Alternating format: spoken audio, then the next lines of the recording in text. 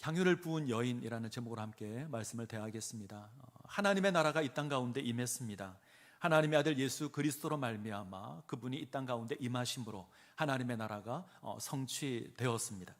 많은 사람이 예수님의 가르침을 듣고 예수님을 따르죠. 제자들이 예수님을 따르고 예수님께서 행하시는 곳마다 많은 무리가 예수를 따르며 예수의 가르침을 듣습니다.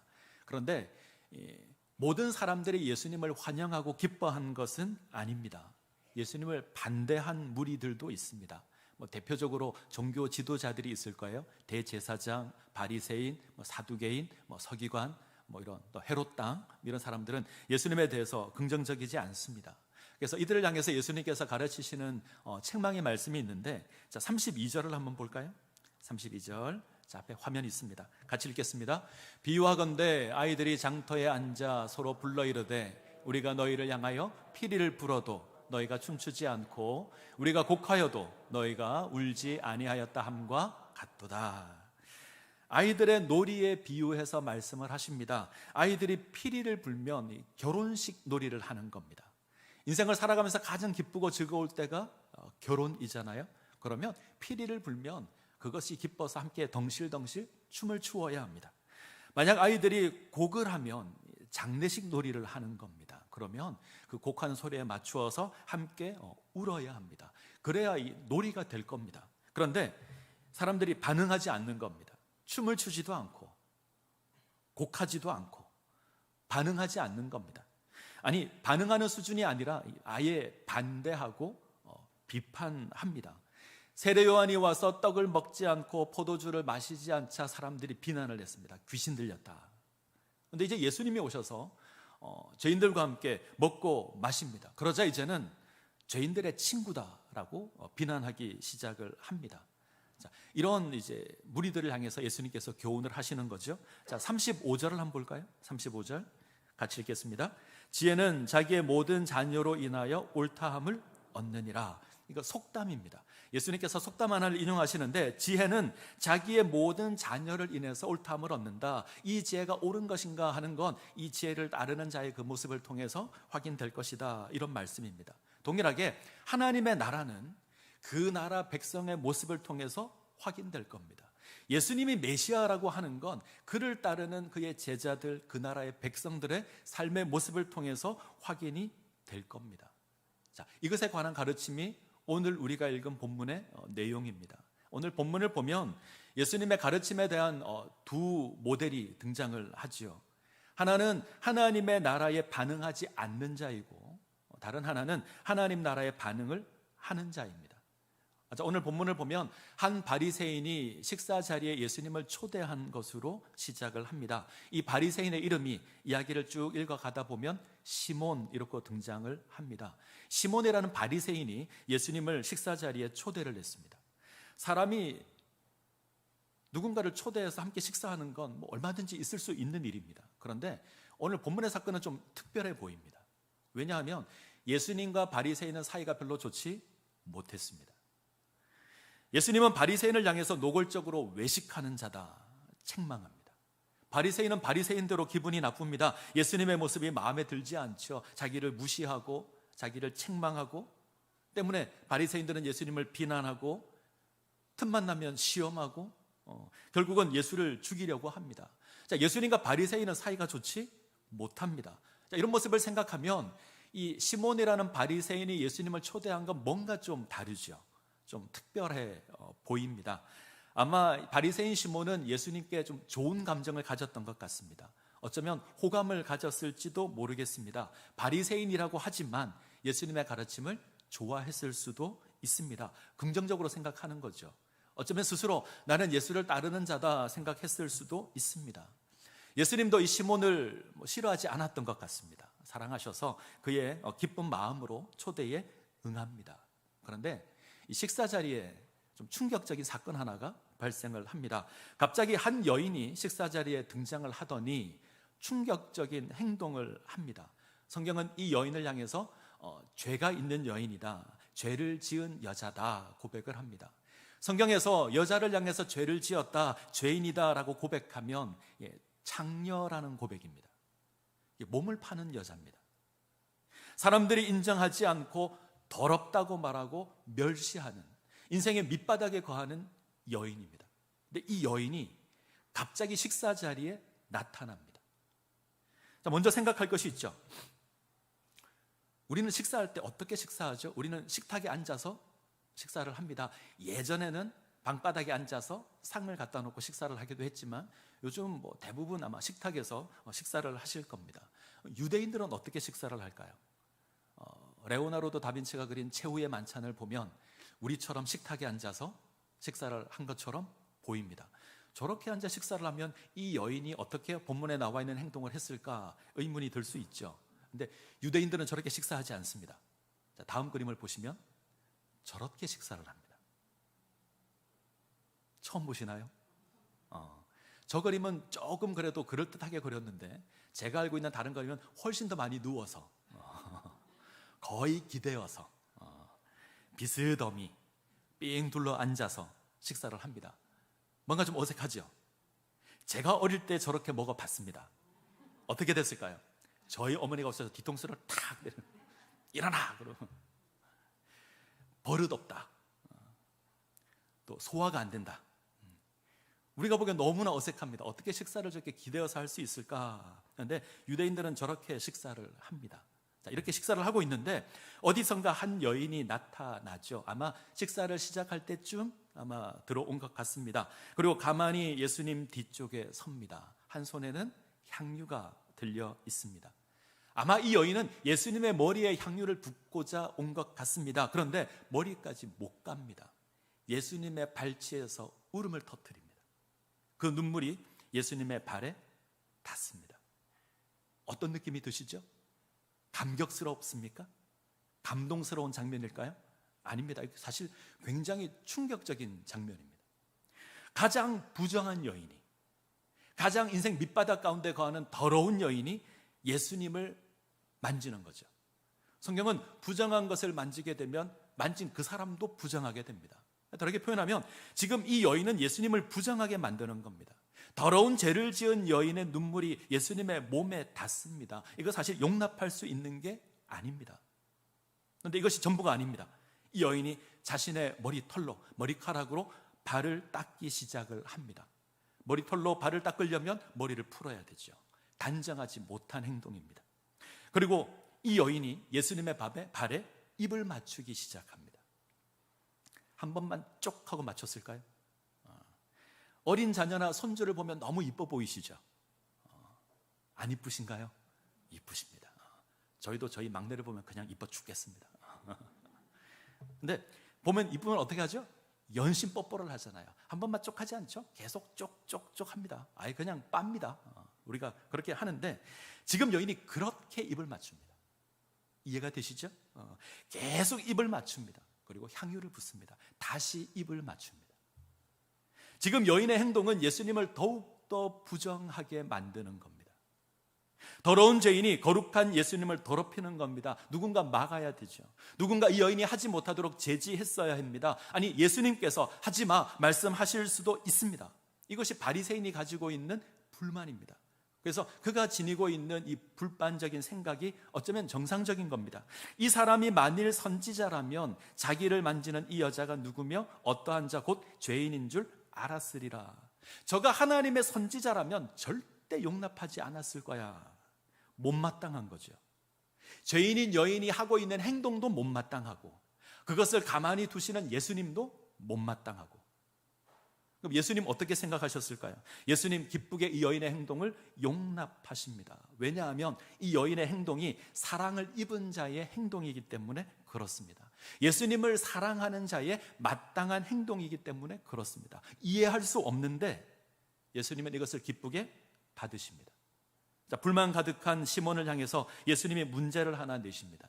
한 사람이 있는데 이 사람에게는 두 명의 빚진 자가 있습니다. 한 명은 500데나리온 빚졌고 한 명은 50데나리온 빚졌습니다. 우리식으로 표현하면 한 명은 한 5천만 원 정도 빚졌고 한 명은 한 500만 원 정도 빚을 졌습니다. 두 사람에게는 갚을 능력이 없습니다. 그래서 이 사람이 불쌍히 여겨서 빚을 다 탕감해 줬습니다. 그러면 탕감받은 두 사람 중에 누가 더 이 사람에 대한 마음이 클까요? 누가 더 많이 감사하고 누가 더 많이 사랑할까요? 누가 더 많이 사랑하죠? 많이 탕감받은 사람. 맞나요? 맞습니다. 많이 탕감받은 사람이 더 많이 감사하고 더 많이 사랑할 겁니다. 시몬이 대답합니다. 내 생각에는 많이 탕감받은 자입니다. 당연하죠. 제 생각도 그렇습니다. 많이 탕감받은 자가 훨씬 더 감사하고 훨씬 더 감격할 겁니다. 적게 탕감받은 자는 사실 잘 모를 수도 있습니다. 어쩌면 대수롭지 않게 넘겨버릴 수도 있습니다. 예수님이 시몬의 대답을 옳다고 하십니다. 자, 이 이야기가 여인의 행동을 이해하는 근거가 됩니다. 지금 여인은 시몬보다 더 많이 예수님을 사랑합니다.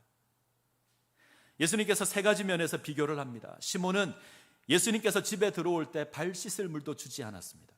이 여인은 눈물로 발을 적십니다.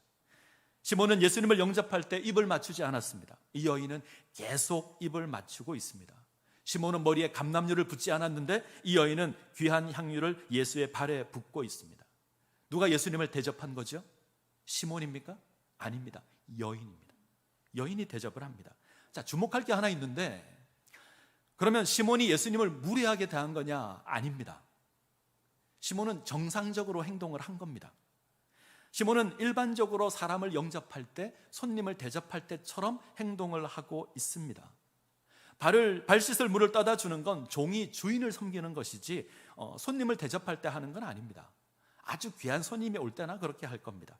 입을 맞추는 것 역시 반드시 요구되는 것은 아닙니다. 아주 관계가 친밀하면 그때 입을 맞춥니다. 감람류를 붓는 것도 아주 귀한 손님이 왔을 때만 하는 겁니다. 일상적인 상황에는 잘 안 합니다.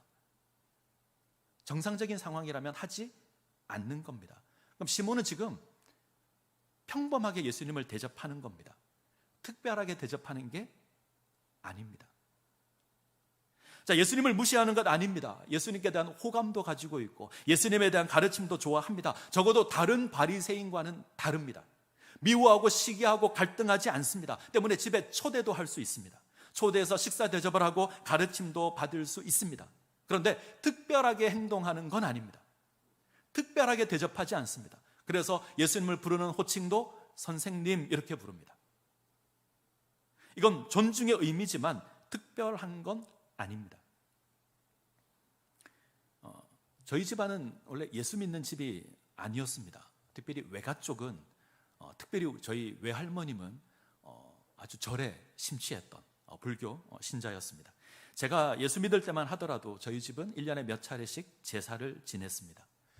그랬던 저희 집에 제가 예수를 믿기 시작했습니다. 어떤 일이 일어났을까요?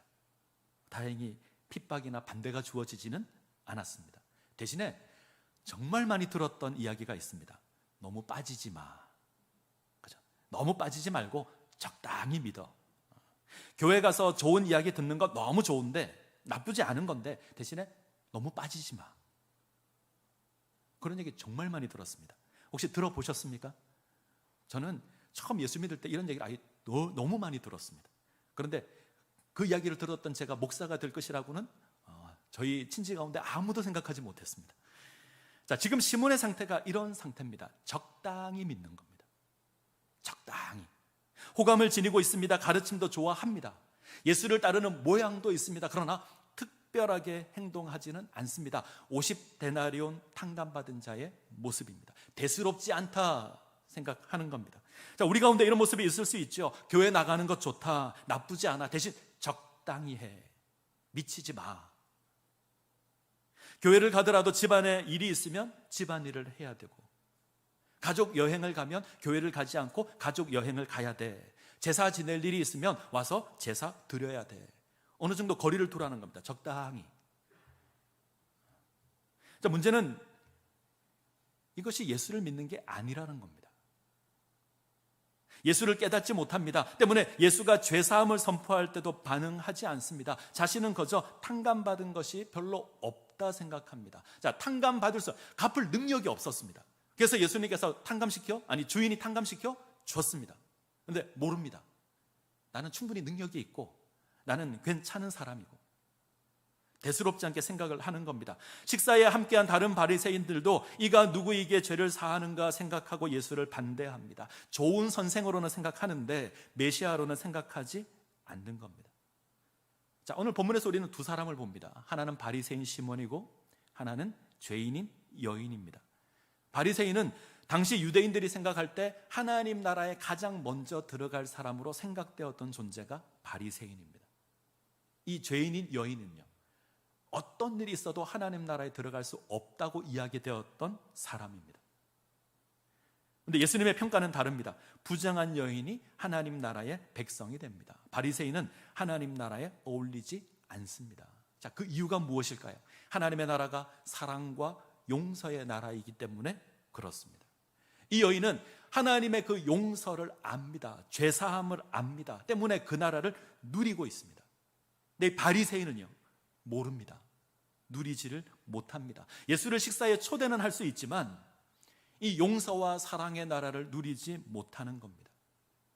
이 비천한 여인은 자신을 향한 하나님의 은혜를 압니다. 예수 그리스도께서 이 땅에 오셔서 자신의 죄를 사하시고 자신을 하나님의 백성으로 부르신 것을 압니다. 우리는 이 여인이 어떻게 예수를 만났는지, 어떻게 죄사함을 받았는지 우리는 모릅니다. 그러나 어느 순간 이 여인은 그것을 알게 되었을 겁니다. 예수가 나의 구원자라는 것 압니다. 그것에 감사해서 사랑함으로 이 행동을 합니다. 자신에게는 어떤 의로움도 없다는 것을 압니다. 자신의 죄는 결코 용서받을 수 없었다는 것도 압니다. 자신에게는 갚을 능력이 없다는 것도 압니다. 그런데 용서받았습니다. 하나님께서 사해 주셨습니다. 감히 하나님 나라의 백성이 되었습니다. 그것이 너무 감격스러워서 그래서 주님 앞에 나왔습니다. 기억하십시오. 하나님께서 우리 죄를 사하셨습니다. 우리에게는 능력이 없었는데, 우리에게는 갚을 능력이 없었는데 하나님께서 사해 주셨습니다. 우리 하나님 기억하지 않으십니다. 믿으셔야 합니다. 기억하시기 바랍니다. 어떤 목사님 한 분이 자기 교구의 교인 하나가 특별한 은사를 받았다는 소식을 들었습니다. 자, 이 은사가 뭐냐면 이 사람이 기도를 하면 어떤 사람의 과거에 뭘 했는지, 지금 뭘 하고 있는지, 미래에 뭘 하는지 안 됩니다. 너무 신기해서 정말 그런 능력을 받았을까 궁금해서 목사님이 이 교인을 찾아갔습니다. 사실 이 목사님에게는 고민이 하나 있는데, 자기가 신학교 다닐 때 큰 죄를 하나 지었는데 이게 늘 불편한 겁니다. 늘 꼬리표처럼 따라오는 것 같고, 하나님이 용서해 주었을까 늘 물음표가 달리고, 그래서 늘 고민을 하고 있던 차에 이것을 한번 물어보자 생각을 해서 찾았습니다. 그 사람에게 하나님이 당신에게 정말 어떤 사람의 과거, 현재, 미래를 말할 수 있는 그 은혜를 주셨습니까? 그 은사를 주셨습니까? 물으니 그 사람이 맞다고 합니다. 그래서 다시 이야기를 합니다. 그러면 내가 젊은 날에 죄 지은 일로 지금도 내가 마음이 괴로운데 내가 무슨 죄를 지었는지 하나님께 한번 물어봐 주십시오. 그 사람이 알겠다고. 얼마 뒤에 만났습니다. 목사님 물었습니다. 하나님께서 내가 옛날에 어떤 죄를 범했다고 말씀하십니까? 그러자 이 사람이 대답을 합니다. 하나님께서 잊으셨답니다, 목사님. 하나님 잊으셨대요. 하나님 기억하지 않으신대요. 하나님 용서하시고, 하나님 내가 너를 용서하노라 말씀하시고 뒤돌아서서 장부에 기록하시는 분이 아니십니다. 하나님 잊으시는 분입니다. 예수 그리스도의 십자가의 보혈로 우리 죄를 완전히 지우셨습니다. 흔적조차 남지 않고 지우셨습니다. 우리가 어떤 세제를 써도 지워지지 않을 죄인데 하나님께서 예수 그리스도의 보혈로 지우셨습니다. 흔적조차 남지 않았습니다.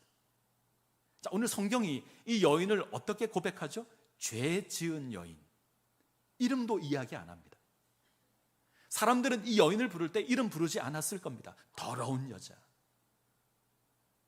죄인, 이렇게 불렀을 겁니다. 그런데 예수님께서 용서하십니다. 죄를 기억하지 않으십니다. 이것이 얼마나 놀라운 감격인지 기억하셔야 합니다. 이 여인이 그것을 아는 거예요.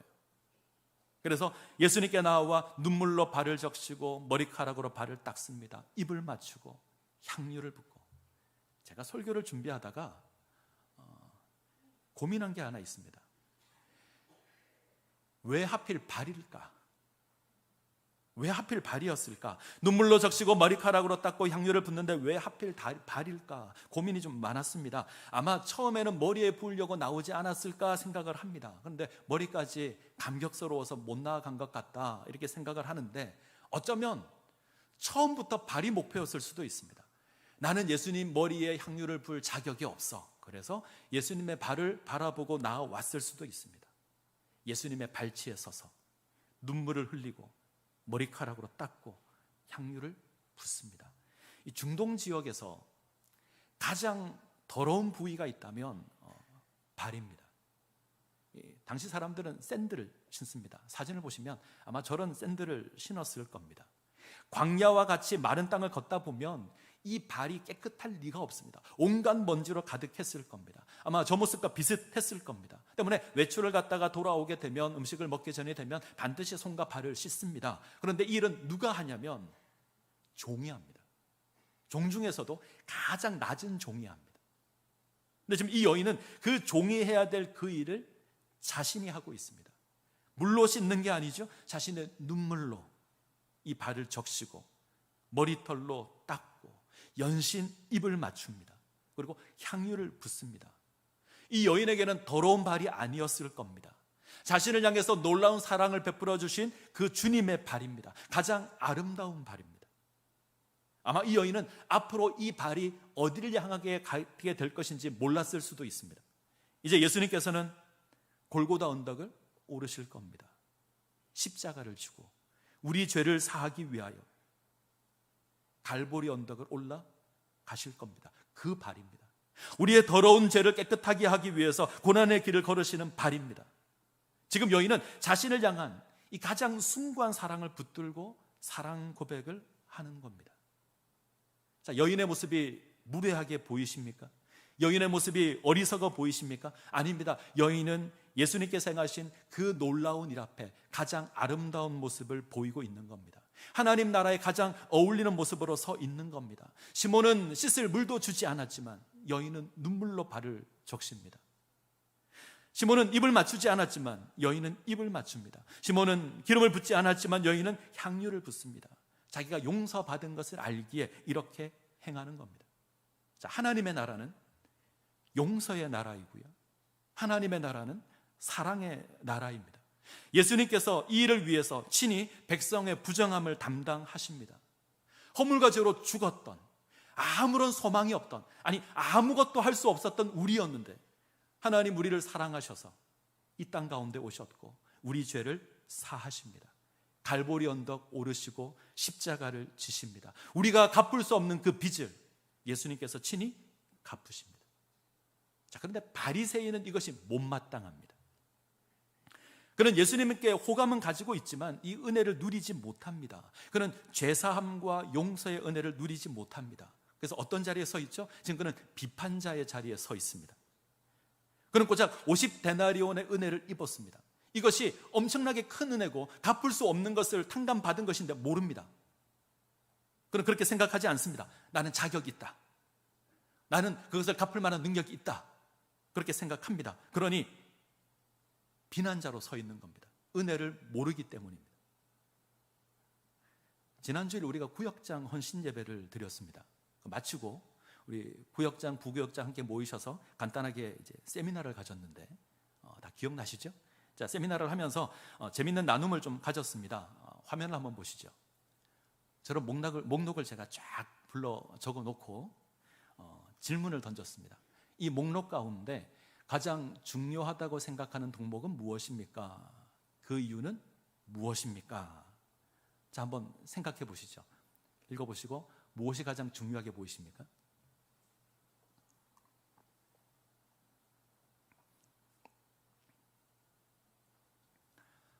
어떤 분은 말씀이 가장 중요하다, 어떤 분은 기도가 중요하다, 사랑이 중요하다, 아니다 믿음이 중요하다, 여러 가지 답이 나왔습니다. 맞는 답이죠? 자, 두 번째 질문, 장신제일교회 가장 필요하다고 생각하는 게 무엇입니까? 그 이유가 무엇입니까? 물었습니다. 어떤 분은 사랑이다, 어떤 분은 자비다, 어떤 분은 절제다, 이런 이야기들이 나눴습니다. 자, 세 번째 질문도 좋습니다. 그러면 혹시 추가하고 싶은 게 있습니까? 있다면 무엇입니까? 제가 모든 걸 다 적진 않았거든요. 그래서 우리 김수락 집사님께서 솔선수범 뭘 말씀하시길래 지금도 기억이 납니다. 정말 중요한 것 같아요. 솔선수범. 자, 행사를 마친 이후에 제가 사무실로 가서 이 화면을 다시 열었습니다. 스스로에게 물어봤습니다. 내가 가장 중요하다고 생각하는 게 무엇인가? 우리 교회에 꼭 필요한 것이 무엇일까? 혹 추가하고 싶다면 무엇이 더 필요할까? 그리고 갑자기 충격을 받았습니다. 망치로 제 머리를 한 대 친 것 같은, 당연히 있어야 할 것으로 생각한 게 없었습니다. 고의로 빼지도 않았는데 무엇이었을까요? 맞추면 제가 밥을 한 끼. 은혜가 없었습니다. 한동안 멍하니 바라봤습니다. 은혜가 없었습니다. 당연히 있었을 거라 생각했는데 없었습니다. 그리고 찬양의 한 가사가 떠올랐습니다. 은혜 아니면 살아갈 수가 없네. 좀 충격이었습니다. 은혜가 답입니다. 자, 모든 목록이 다 소중하죠. 우리가 어떤 목록 하나를 취해서 이것이 중요합니다라고 얘기하면 우리가 다 끄떡끄떡 할 겁니다. 그 정도로 중요한 목록들만 적혀 있습니다. 그런데 은혜가 없었습니다. 없다는 걸 몰랐습니다. 그게 더 충격이었습니다. 무엇보다 하나님의 은혜를 깨닫는 것이 중요합니다. 하나님께서 우리를 어떻게 사랑하셨는지, 하나님께서 우리를 어떻게 구원하셨는지, 하나님께서 우리 삶 가운데 어떻게 역사하시는지, 그 하나님의 놀라운 은혜를 기억하셔야 합니다. 그것을 깨달으셔야 합니다. 그때 우리가 하나님의 백성으로 살아갈 수 있습니다. 이 은혜로 우리가 살아갑니다. 은혜를 알면 더러운 발을 붙들고 눈물을 흘리고 씻고 향유를 부을 수 있습니다. 은혜를 모르면 비난자의 자리에 섭니다. 멀리 서서 손가락질을 합니다. 예수를 집으로 초대는 할 수 있습니다. 그러나 영접하지는 못합니다. 예수를 영접하고 대접하는 건 시몬이 아니라 여인입니다. 하나님 나라는 용서와 사랑의 나라입니다. 믿으시기 바랍니다. 용서와 사랑의 나라입니다. 이것이 하나님의 나라라면 우리 교회에서 용서와 사랑은 마땅히 나타나야 합니다. 교회가 하나님 나라는 아니지만 하나님 나라의 모습을 가장 잘 드러내는 단체가 있다면, 공동체가 있다면 교회입니다. 왜 저렇게 하지? 저건 마음에 들지 않아. 저 사람은 틀렸어. 이런 비난과 정죄의 공동체가 아닙니다. 교회는 사랑과 용서의 공동체입니다. 예수님께서 여인을 향해서 네 죄가 사함을 받았느니라, 너의 믿음이 너를 구원하였으니 평안히 가라 말씀하십니다. 네가 죄 사함을 받았다, 네가 평안을 누릴 수 있다 말씀하십니다. 이 말씀이 적용되는 공동체가 교회입니다. 죄 사함으로 말미암아 사랑과 평안을 누릴 수 있는 공동체, 그것이 교회입니다. 여기에 저의 고민이 있습니다. 예수님께서 죄 사함을 선포했습니다. 평안을 선포했습니다. 한번 생각해 보시죠. 이 죄를 지은 여인이 과연 평안하게 살았을까? 예수님께서 죄 사함을 선포했고 평안을 선포했는데 이 사람은 과연 평안과 사랑 가운데 살아갔을까? 사회에서 무시와 손가락질을 받았을 이 여인은 이제 사람들의 인정을 받고 평안을 누렸을까? 아닐 겁니다. 여전히 바리새인이나 시몬과 같은 이 바리새인들의 손가락질을 받았을 겁니다. 이 여인이 우리 교회를 찾았다고 생각을 해보죠. 우리 교회에서 평안을 누릴 수 있을까요?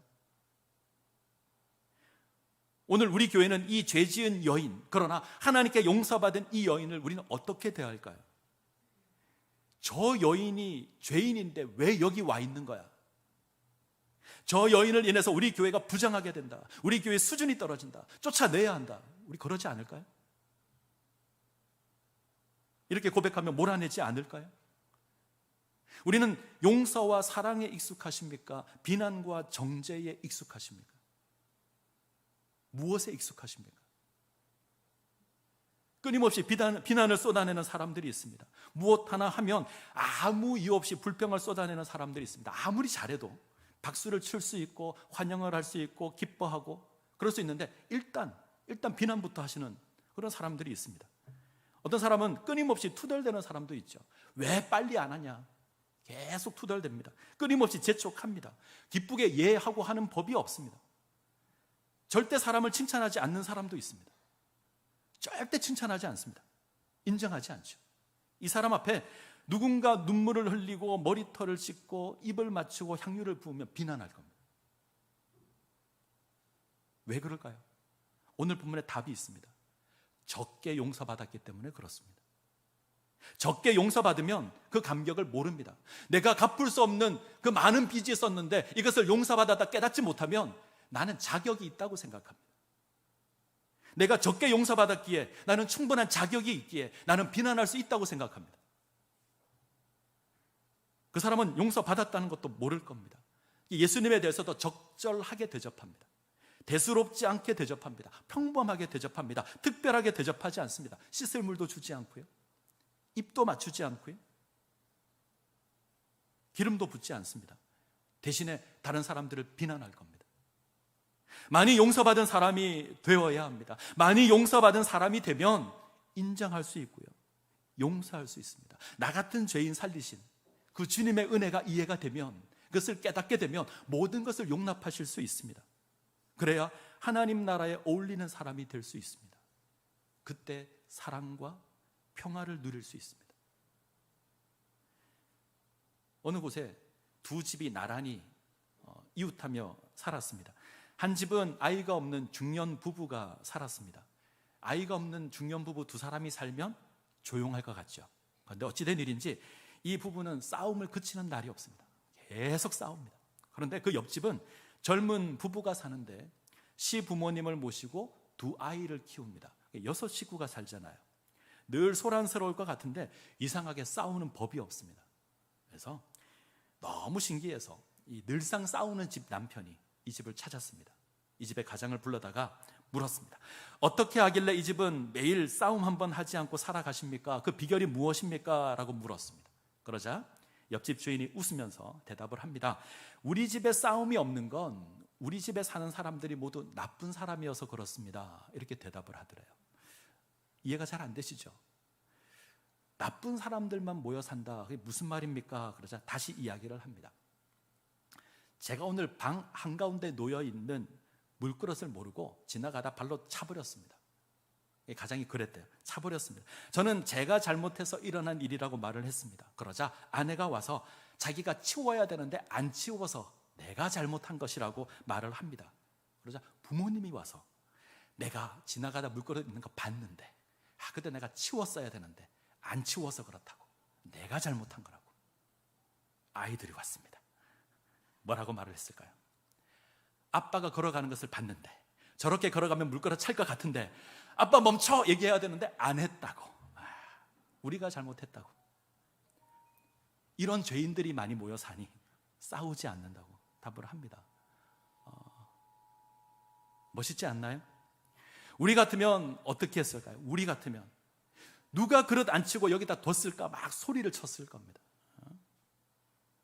물그릇을 둔 사람은 조심하지, 덤벙대지 말고 잘 피해가지, 이렇게 얘기를 했을 거예요. 우리는 어떻게든 싸웠을 거예요. 근데 그렇게 하지 않습니다. 자, 오늘 말씀은 우리에게 권합니다. 더 많이 용서받은 사람이 되십시오. 더 많이 용서받은 사람이 되십시오. 그러면 어떤 문제가 발생해도 용납할 수 있습니다. 더 많이 용서받은 자가 되시면 어떤 모난 부분도 용납할 수 있습니다.